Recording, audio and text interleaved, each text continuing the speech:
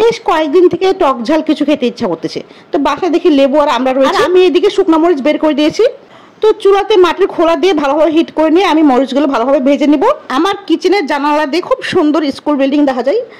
School building দেখতে দেখতে আমার মরিচ ভালোভাবে ভাজা হয়ে গেছে, তো আমি একটু নেড়ে চেড়ে উল্টে পাল্টে দিচ্ছি যাতে সবগুলো মরিচ ভালোভাবে ভাজা হয়ে যায়। মরিচগুলো ভাজা হয়ে গেলে সবগুলো মরিচ থেকে বোটাগুলো আমি আলাদা করে নিয়েছিলাম। ঝাল খেতে কে না পছন্দ করে, আমি তো ভীষণ পছন্দ করি। আপনারা কে কে পছন্দ করেন তারা কমেন্টে অবশ্যই জানাবেন।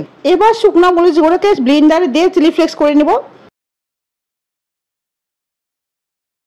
এই তো আমার রেডি হয়ে গেছে একদম বাসায় বানানো ফ্রেশ চিলি ফ্লেক্স। ব্লেন্ডারের বক্স থেকে এবার একটা পাত্রে আমি নিয়ে নিলাম।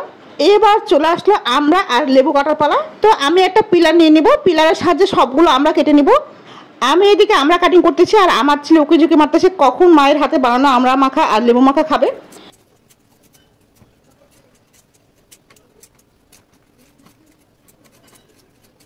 তো একে একে আমার সবগুলো আমরা কেটে নেওয়া হয়ে গেছে। এবার লেবু কাটিং করার পালা। লেবু এমনভাবে কাটিং করতে হবে যাতে ভিতরে সাদা অংশটা থেকে না যায়। সাদা অংশটা লেবুর সঙ্গে লেগে থাকলে লেবুটা তিতা হয়ে যায়, খেতে সেরকম একটা ভালো লাগে না। আমরা তো বাইরে মামাদের কাছে সবাই কিনে খাই, একদিন বাসায় বানিয়ে দেখবেন টেস্ট একদম অসাধারণ হয়েছে। এবার চলে আসছে লেবু মাখা খাওয়ার মেন পার্টে, মশলা মাখানোর পর্বে। এই জন্য আমি নিয়েছি কাশ্মীরি মরিচের গুঁড়া 2 চামচ, 1 চামচ পরিমাণ লবণ, 2 চামচ পরিমাণ চিনি, কেউ চাইলে বিট লবণ অ্যাড করতে পারেন। আর সর্বশেষ আইটেম দিয়েছি আমি 3 চামচ চিলি ফ্লেক্স। সবগুলো উপাদান দিয়ে ভালোভাবে নেড়ে চেড়ে নিতে হবে যাতে একটা থেকে আরেকটা আলাদা করা না যায়। এই তো একদম পুরোপুরি রেডি হয়ে গেছে আমরা এবং লেবু খাওয়ার জন্য মেশানো মশলা। আমি টেস্ট বাড়ানোর জন্য আলাদাভাবে লবণ নিয়ে নিয়েছি। টক জিনিসে লবণ যোগ করলে কিন্তু একটু মিষ্টি মিষ্টি স্বাদ লাগে। তো এখানে আমি আমরা এবং লেবুতে একে একে মরিচের মশলা মিশিয়ে দিচ্ছি। কাঠির সাহায্যে ভালোভাবে মশলা না মিশাই আমি পরে হাত দিয়ে ভালোভাবে মশলা মিশিয়ে নিয়েছিলাম। তো এবার সেই মাহেন্দ্রক্ষণ চলে আসছে খেয়ে দেখার পালা।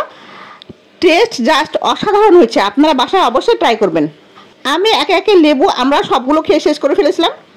আর একটা কথা, আমরা আর লেবু মাখা খাওয়ার দেখে কারো যদি জিভে জল চলে আসে তাহলে কিন্তু আমি দায়ী না।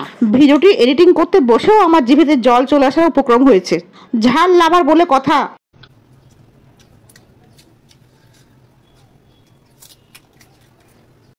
আমার খাওয়া দেখে আমার ছেলে জিনানো খাওয়ার জন্য ব্যতিব্যস্ত হয়ে পড়েছিল।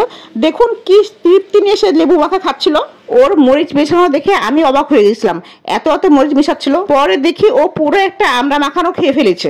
তো এই ছিল আমার আজকের টক ঝাল মিষ্টি খাওয়ার ব্লগ।